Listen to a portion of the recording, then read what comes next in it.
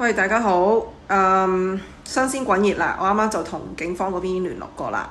咁大概呢，就講咗點樣去收集資料啦。咁嗰邊就希望我哋呢邊係聚集資料，咁就一次過掟晒人名啊、電話號碼啊、聯繫方式啊，同埋一個人數俾佢哋咁樣咯。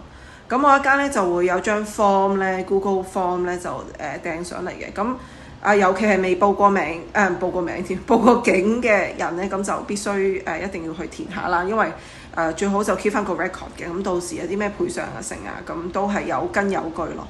所以大家一定係要去留底落口供，呢一樣嘢必須大家都係要做嘅。所以各位苦主就唔好話怕麻煩成，好快嘅咋你留低咗你嘅聯絡資料咧，我就會 send 即係集齊埋之後咧，我就會 send 俾佢哋啦。咁佢哋亦都會陸續同大家聯繫啦。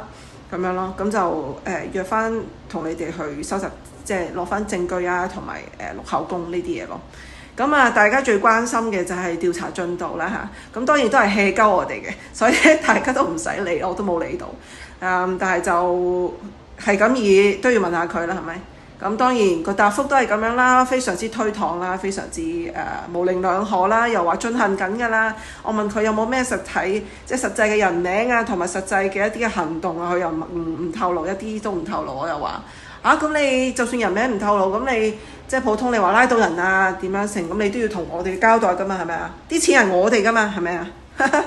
咁但係佢哋都係一啲嘢都係冇透露啊，同埋都俾我問到口窒窒啦，咁啊算啦，咁啊算撚數。咁但係呢，大家個重點就拉翻嚟咯，就係錄口供唔係希望警方係點樣去積極咁樣幫助到我哋，而係呢去幫大家去 keep 翻個 record， 即係證明大家都係 JPEX 嘅苦主。咁到時有啲乜嘢，大家都有根有據咁樣可以攞翻出嚟去講。